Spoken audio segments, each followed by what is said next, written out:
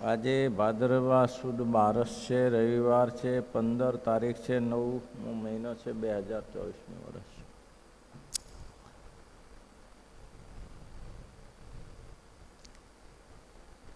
આ વચનામૃત 56માં એમ કહ્યું, સમજવા જેવું છે, નિશ્ચય ચારેને સરખો છે, તેમ છતાં જ્ઞાનીને શ્રેષ્ઠ કયો?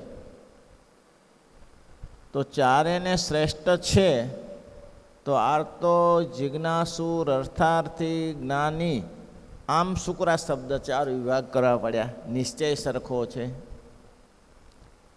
નિશ્ચય સરખો છે તો 4 વિભાગમાં બાંટવા કેમ પડ્યા?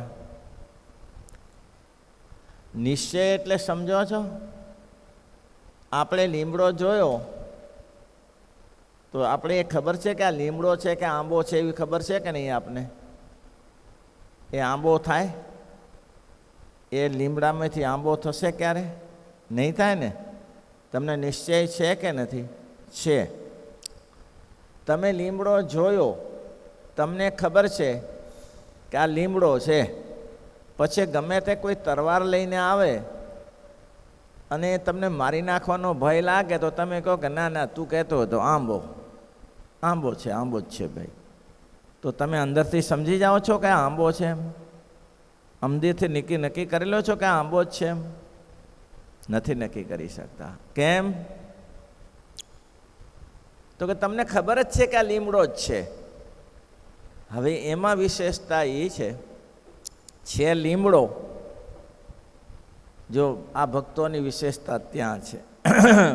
બધાને ખબર છે લીમડો શું છે, પણ એ લીમડાનો મહિમા કોકને જોઈએ. આ લીમડો છે, એ લીમડાનો લીમડો છે એ તો બધાને ખબર છે. દુનિયા આખીને પૂછો તો કોઈ પણ પૂછો, સામાન્ય જ્ઞાતિનાને પૂછો કે ઊંચી જ્ઞાતિનાને પૂછો કે આને શું કહેવાય, તો લીમડો જ કહેશે.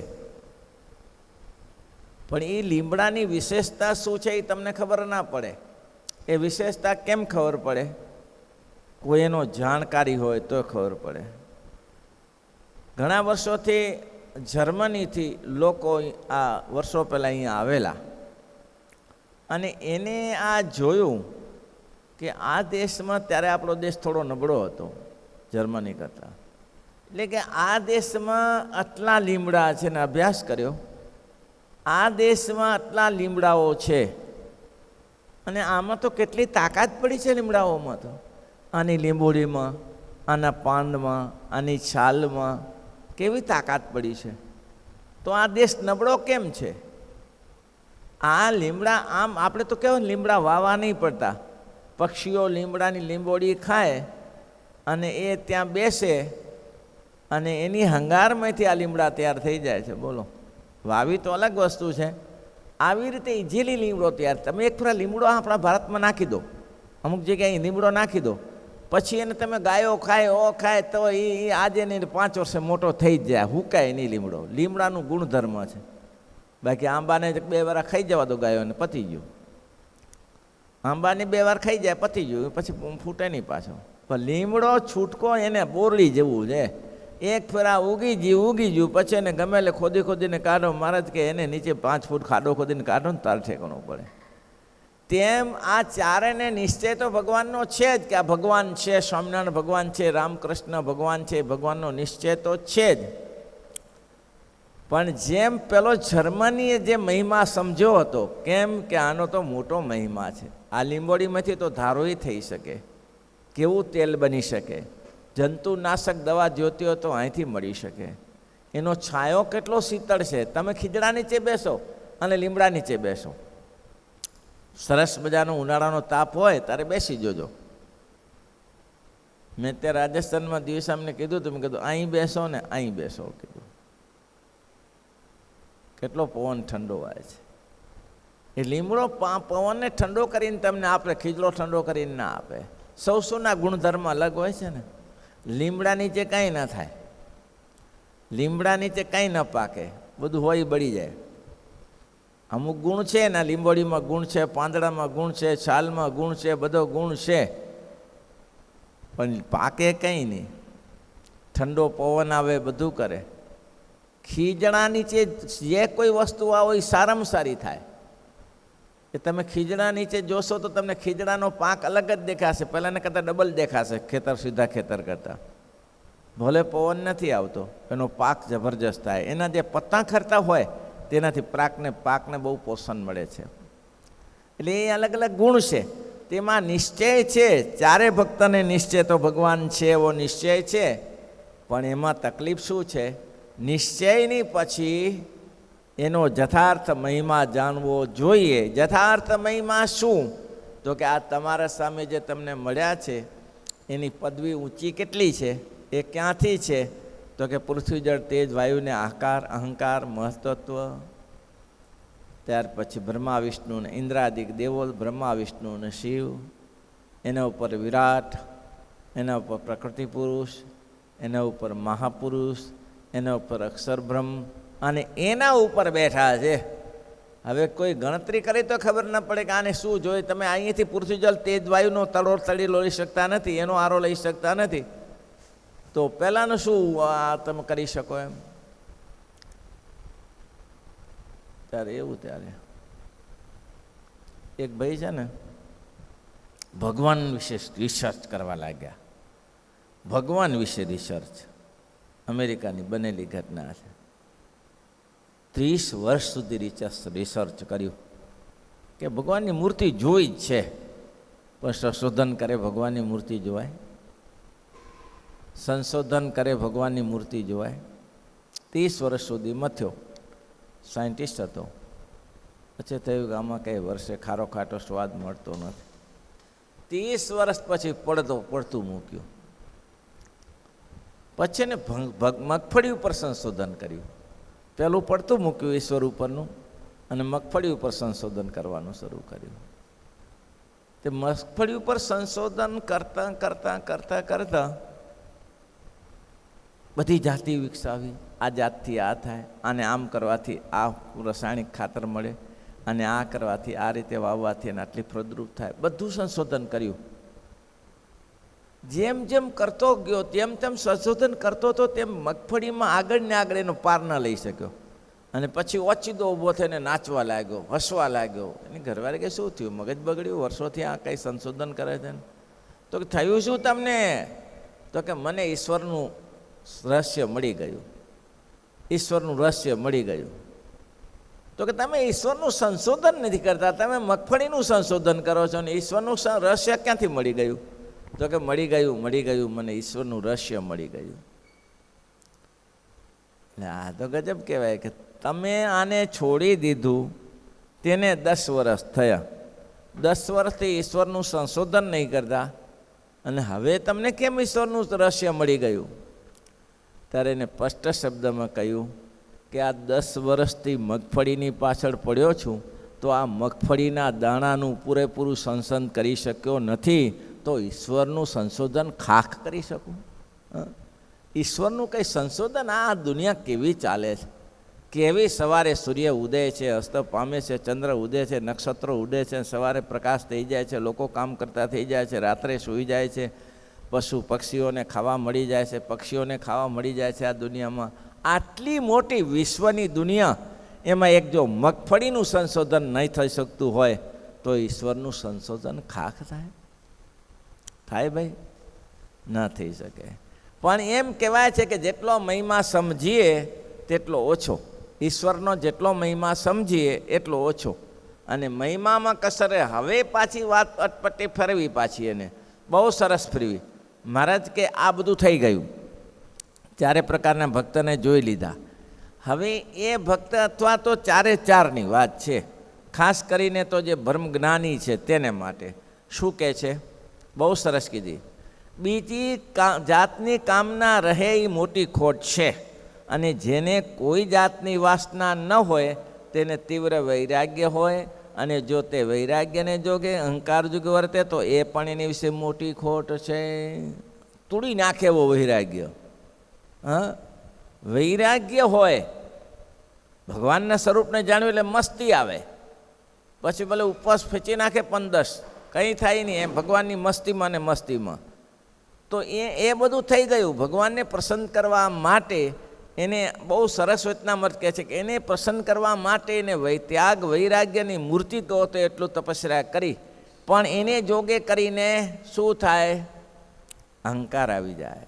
અહંકાર આવી જાય. એકલા જ કરીએ છીએ, બીજા કોણ કરે છે? ત્યારે આપણે જન્મગલના પાઠ કરી, મારા બેટા ઉતારે છે, પતી ગયું, ધોઈ ગયું પાણીમાં. બીજો શું કરે છે તારે શું જોવાની? તું શું કરે છે એ જો ને ભાઈ. તારે કેટલી ખામી પડી એ જોયા કર, બીજાનું જોઈશ નહીં. એટલે મહારાજ કે મોટી ખોટી. એને શું કીધું? બહુ સરસ કીધું. વૈરાગ્ય હોય ને તેને વૈરાગ્યને જોગે, અહંકારે જોગે વર્તે તો એ પણ એની વિશે મોટી ખોટ. અલિયા ખાચર સામાન્ય નહોતા, અલિયા ખાચર સામાન્ય હતા, મચ્છિયાઓના ફૈબા સામાન્ય હતા. આ જગતને ધૂળ સમાન કરી નાખેલું, આ જગતને ધૂળ સમાન કરી નાખેલું. પણ મહારાજે આ વાત અહીંયા બતાવી, બહુ સરસ બતાવી.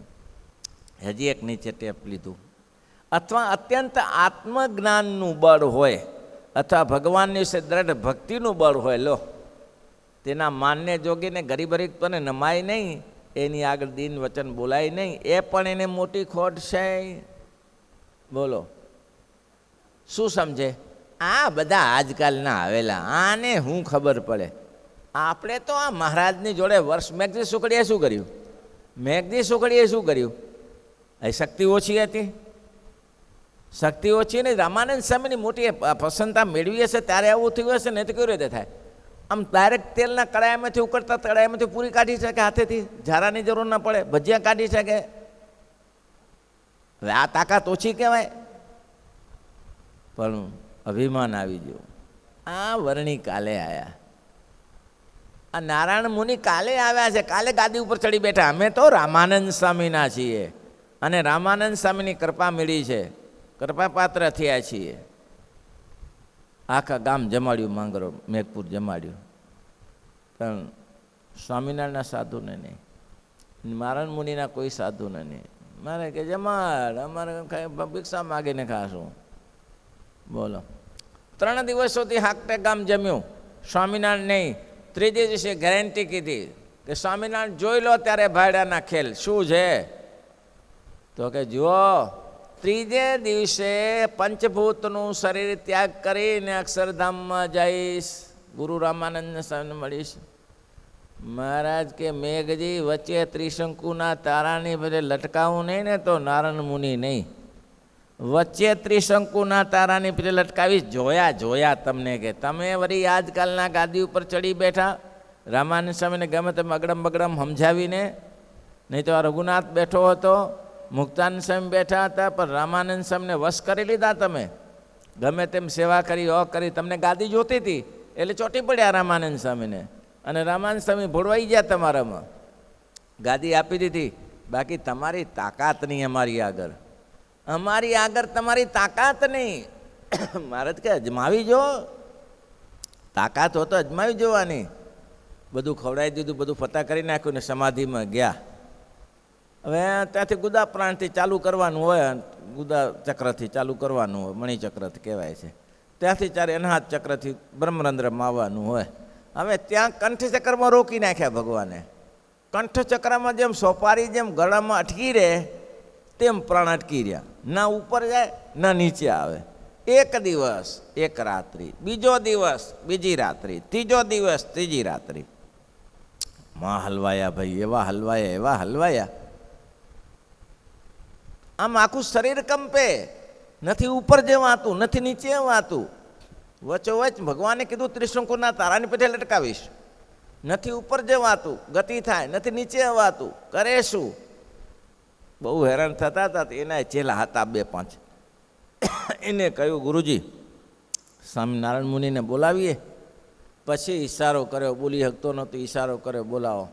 અને ભગવાને આવી અને પોતાનો પગનો અંગૂઠો એને અડાડી અને પ્રાણ નીચે લાવી દીધા.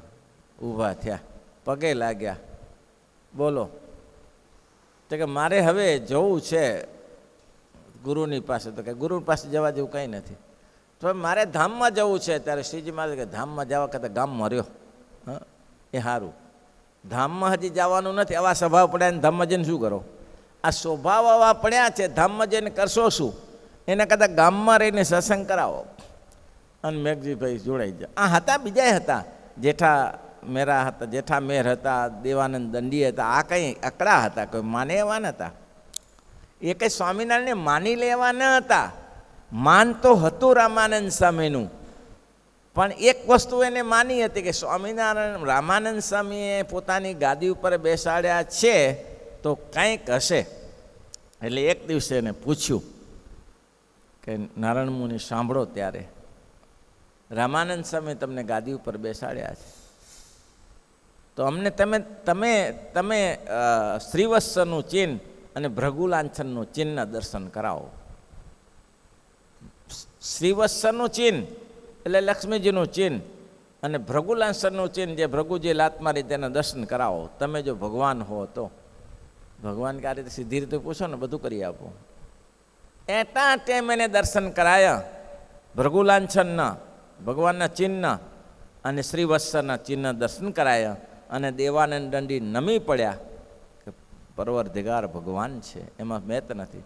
જેઠા મેર પણ નમી પડ્યા અને આ જીવન મહારાજના દાસ થઈને રહ્યા. આ જીવન દાસ થઈને રહ્યા કે આ તાકાત ભગવાન સિવાય ન હોય કોઈમાં. આ જ્યારે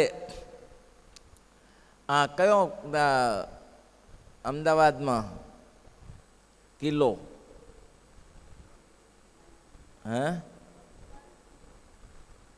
એ કિલ્લામાં ભદ્રનો કિલ્લો, ભદ્રમાં કિલ્લામાં જ્યારે સ્વામિનારાયણ ભગવાનને એકલા પૂર્યા ત્યારે કોઈ ન જઈ શક્યું. પણ આ સંન્યાસી દેવાનંદ દંડી સંન્યાસી કોઈના બાપનું ગાંઠે એવો નહોતો. આમ કોણી મારીને ચારને ઉડાડી દીધા. થાવ એક બાજુ કે હું એકલા ન મૂકી શકું સ્વામિનારાયણ ભગવાનને. કોણી મારીને ચારને ઉડાડી દીધા ને પેસી ગયા અંદર. અને તાકાત કેટલી! અંદર ગયા પછી તેલમાં નાખવાનું ષડયંત્ર જોયું અને મહારાજે છડી દબાવી અને પડ્યું તેલમાં.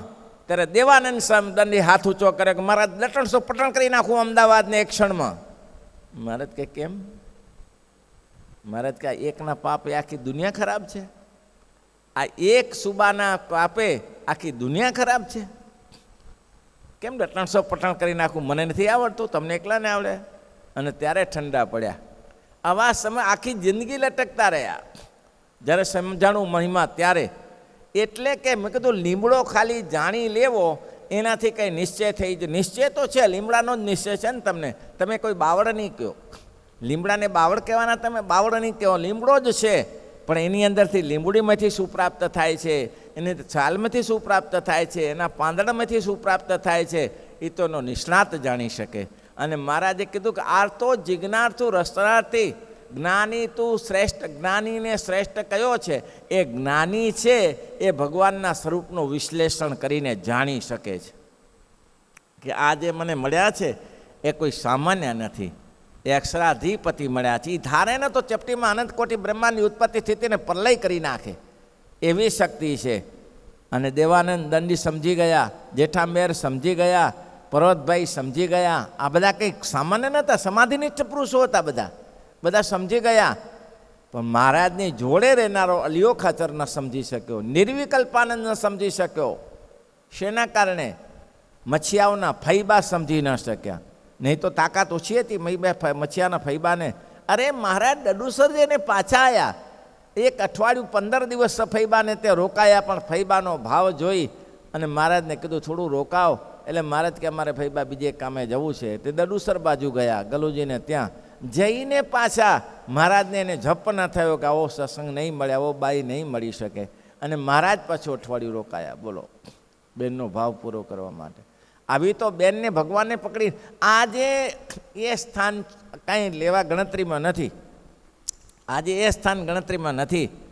પણ તમે વિચાર કરો, મધ્યના વચનામૃતાખ ગઢપુરમાં ચડી ગયા. કેવી રીતે ચડી ગયા? કેના કારણે ચડી ગયા? કારણ તો એક જ ને, ફૈબાનું માન ન રહ્યું એને કારણે. નહીં તો અત્યારે આપણે આ ગઢડું હતી અમદાવાદ દેશનું. અમદાવાદ દેશનું ગઢડું હતું. લાલજી દામોદરની મૂર્તિ આપી. આટલી મોટી મૂર્તિ છે અત્યારે પૂજાય છે. મહારાજે જે હરિભક્તોને જે સમયે આ શિખરબંધ મૂર્તિઓ પધરાવી હતી ત્યારે મહારાજે પોતે લિસ્ટમાં લીધું છે કે મેં કેટલી જગ્યાએ મૂર્તિઓ પધરાવી છે અને મેં આચાર્યને યત દત્તમ ચત પ્રતિષ્ઠિતમ, મેં આપેલી હોય કે મેં એની પ્રતિષ્ઠા કરી હોય, એ બધી માન્ય પૂજવા યોગ્ય છે. એવી મૂર્તિમાં 18 મૂર્તિ એક્સ્ટ્રા બતાવી હતી, એ પૈકીની એ મૂર્તિ છે. બોલો, ફજિયા ફૈબાને મહારાજે કહ્યું, લ્યો, રાજી થઈને કહ્યું. ફૈબાએ કહ્યું, તમારા વગર મેં શી જીવી રહી છું મહારાજ. ત્યારે મહારાજે પોતાની મૂર્તિ એને આપી કે લ્યો, આ પૂજજો લાલજીને. હવે ત્યાં થયું શું? એટલા માટે કે છે લીમડાને જાણવો ને, એ ફૈબાને કોઈ એવા મહાપુરુષ મળ્યા હત ને તો આ શ્રીજી મહારાજનો મહિમા હતો, ભગવાન છે એવો મહિમા હતો. પણ જો કોઈ મહાપુરુષ મળ્યા હોત, એનો સમાગમ થયો હોત, તો ફૈબાને એનું વિશ્લેષણ થઈ ગયું હોત કે આ ભગવાન એટલે શું, આપણા જેવા જ નહીં, એ કોઈ અનંત કોટી બ્રહ્માંડના ધણી છે. બહુ રમણીય કથા છે કે મહારાજ કે લીમડો જાણવાથી નિશ્ચય થયો એમ ના કહેવાય. નિશ્ચય તો છે, લીમડો જ છે, પણ એને તલસ્પર્શી ભગવાન આટલું કરવાનું છે. આ ભગવાન જેવા છે તેવા જાણવાના છે. આજે જાણો કે કાલે જાણો, પણ જાણવાના છે. હવે તન્મતમાં શ્રીજી મહારાજ કહે છે કે એ ભક્તને ત્યાગ વૈરાગ્ય હોય, આ જગતની વાસના છૂટી ગઈ, જગતની વાસના કાઢી નાખી, બધી કોઈ વાસના નથી, પણ ત્યાગ વૈરાગ્ય હોય અને ત્યાગ વૈરાગ્ય કરીને એનું અભિમાન આવે તો એનું અધોપતન થાય, કાંઈ લેવા દેવા નથી. અરે મારે કે ત્યાગ વૈરાગ્ય ન હોય, ભગવાનના સ્વરૂપનું જ્ઞાન હોય, ભક્તિ હોય, ભગવાનના સ્વરૂપની ભક્તિ હોય, જગતના વાસના તો છૂટી જઈએ ને, જગતની વાસના તોડી નાખી, પણ એને ભગવાનની ભક્તિ હોય, અસાધારણ ભક્તિ કરતો હોય, અને એમાં કોઈ સામાન્ય હરિભક્ત હોય, અને જે ભગવાનનો ભક્ત હોય તેને નમાય નહીં, તેની સાથે અટંટ રહેવાય, તો મહારાજ કે એવા જ્ઞાનને શું કરવું? એવા લુખા જ્ઞાનને ક્યાં કામ હતું? અહીંયા કને જ્ઞાન તો એવું જોઈએ, ચોધાર નેત્રે. એટલે ભગવાન રામચંદ્ર કહે છે, મમ ગુણ ગાવત પુલક શરીરા, મમ ગુણ ગાવત પુલક શરી, ગદ ગદ ગીરા નયન બહનીરા, ગદ ગદ ગીરા નયન બહનીરા, મમ ગુણ ગાવત પુલક શરીરા, મમ ગુણ ગાવત પુલક શરીરા. સ્નિગ્ધ હોવું જોઈએ, પ્રેમ હોવો જોઈએ, ખાલી પ્રક્રિયા નથી કરવી, પણ પ્રક્રિયાની એની સાથે પ્રેમ હોય. સાધુ દ્રષ્ટાંત છે.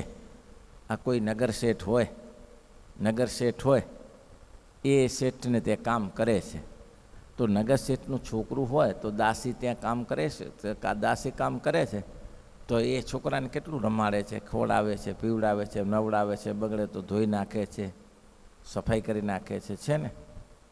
શેઠનો મહિમા તો છે ને, ત્યારે શેઠના છોકરાને રમાડે જમાડે છે ને. પણ એને માનો કે સાંજનો સમય થયો અને એમ કે તું 6 વાગે ચાલી જજે, તો 6 વાગે એ છોકરું બગડેલું હોય ને તો એ હરખું કરવા ન રહે, એને ના, એનો ટાઈમ પૂરો થઈ ગયો. ખ્યાલ આવી તમ તારે? એને શેનો પ્રેમ હતો? પૈસાનો પ્રેમ હતો. એ શેઠને જાણે છે પૈસાદાર છે, પણ એ તો એને ખબર છે કે શેઠનું છોકરું રૂપાળું હોય, આમ ગુણિયાલ હોય, સુંદર લાગતું હોય, પોતાનું છોકરું ખજૂરીના થળિયા જેવું હોય, ગમતું ન હોય, તો પછી એ બેન પહેલાં છોકરાની જોડે પ્રેમ કરે કે ના કરે? શેઠના છોકરાની જોડે પ્રેમ કરે કે ના કરે? પોતાનું છોકરું ખજૂર જેવું હોય, દેખવામાં કાંઈ ભલીવાલ ના આવતું હોય, અને પેલું સુંદર રૂપાળું દેખાતું હોય, તો એ શેઠના છોકરાની જોડે પ્રેમ કરે કે પોતાના છોકરા જોડે પ્રેમ કરે? હા, પોતાને જોડે ગમે તેવું તો મારવું છે ભાઈ. એને એનો મહિમા સમજાઈ ગયો છે, પોતાનો મહિમા સમજાઈ ગયો છે. એવો શેઠનો મહિમા સમજાડો નથી. આ જેમ પોતાના છોકરા જેવો મહિમા પુરુષોત્તમ વિશે સમજાઈ જાય કે ભાઈ મારા ભગવાન છે, મારા છે, તો કામ પરિપૂર્ણ થાય. શ્રીપતિમ શ્રીધરમ સર્વદે